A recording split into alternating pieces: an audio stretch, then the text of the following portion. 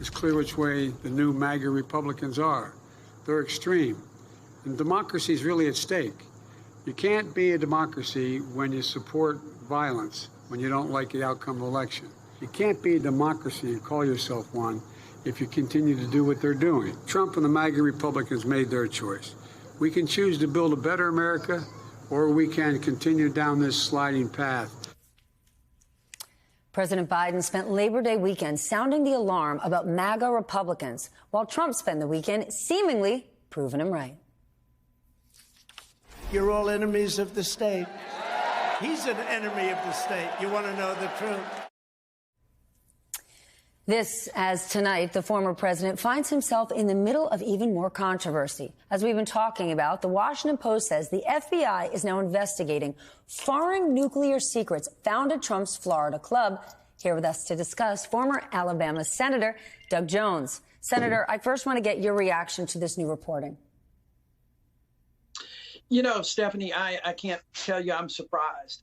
Nothing that is coming out of Mar-a-Lago these days surprises me anymore, or nothing that came out of Trump's mouth surprises me. But I want to emphasize, you know, everything that I've been saying now since this story first broke, this is not about Donald Trump and a prosecution.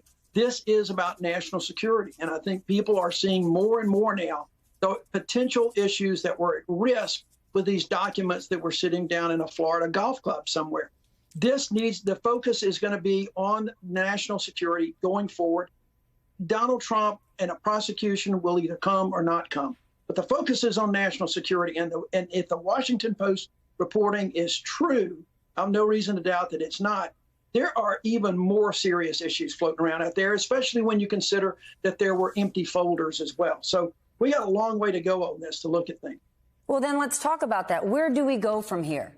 Because let's say Russia now knows what the U.S. knows about their nuclear capabilities, then clearly they would be able to outsmart us in any sort of nuclear treaty going forward. What do we do with that? Well, first of all, we've got to determine if that's the case. And the one thing that the judge did not do, she didn't enjoin a review for national security purposes in this document. And so some of that is still going on. I think those assessments are still being made. And we're going to have to continue to look at that. And I think our national security people are very concerned about this. And we'll have to adjust accordingly. We don't know what is in those documents. We don't know which country may have been involved with the nuclear secrets. There's a lot to have to be determined that our experts are looking at. But I think that they're doing that, and they're going to continue to do that as we go forward. That, to me, is priority number one, is making sure that our national secrets are preserved, and that we react accordingly, however we determine those things were at risk, and if some even left Mar-a-Lago. Well, let's talk about the power of that judge. You were U.S. Attorney in Alabama. How does the health of our national security end up in the hands of one single federal judge who was just appointed by Trump? Well, it is a constitutional balance. I mean, it is. We have three branches of government with supposedly checks and balances. And I agree with most everything I've been reading about and your panel beforehand about the decision she made that I thought was quite flawed. The one thing, though, that I'd like to mention, Stephanie, that I may disagree with a little bit on a lot of the commentators is whether or not this stops a criminal investigation in its tracks.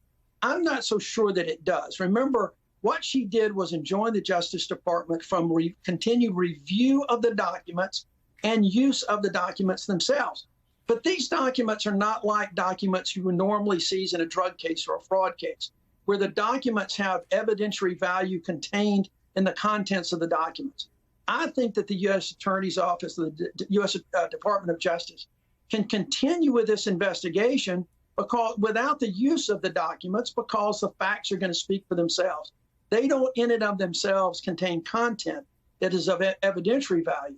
So I think the Justice Department is going to have to weigh that when they look at the possible appeal versus going forward. But in any event, it is an incredibly flawed decision, especially with regard to the executive privilege. It makes no sense whatsoever, in my opinion. And despite being in this heap of trouble, or at least an investigation, the former President Trump, over the weekend, got on a podium and he called our current president an enemy of the state. You're in a deep red state with a lot of hardcore MAGA followers. How dangerous is this rhetoric at a time like this?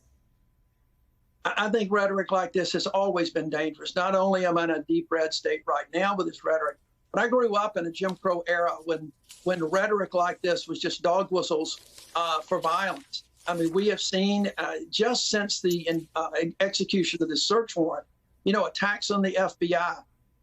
United States senators are saying that there will be riots, not that they're concerned that there would be riots, but there will be riots. Now you've got the former president who's not only calling the president an enemy of the state, he's also saying that this will be a backlash like you've never seen. That's the kind of rhetoric that I think is incredibly dangerous. We've got to do something about that. The president and the White House are having a summit in a couple of weeks on this very issue. And I think everybody needs to take a few deep breaths and understand what's going on in this country, because people have different views about democracy and where we're coming, but we can't let that lead to violence against each other. Okay, Doug, but let me get real here.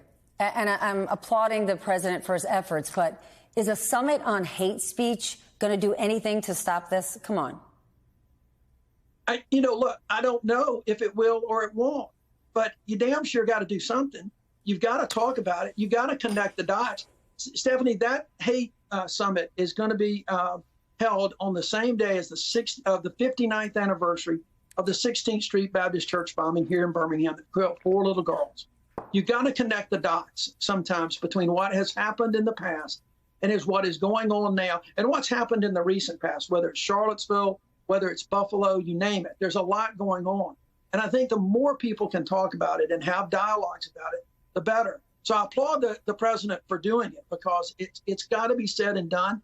And folks like MSNBC and your other stations, everybody needs to be talking about this, but they need to be talking about it not in an accusatory way, but a way about coming together as all Americans to understand that this is a real threat to each other, that we don't have to go there. It is not about that. We need to come together as Americans to try to make sure we preserve this union. As humans, if we do not have decency or respect, we got nothing.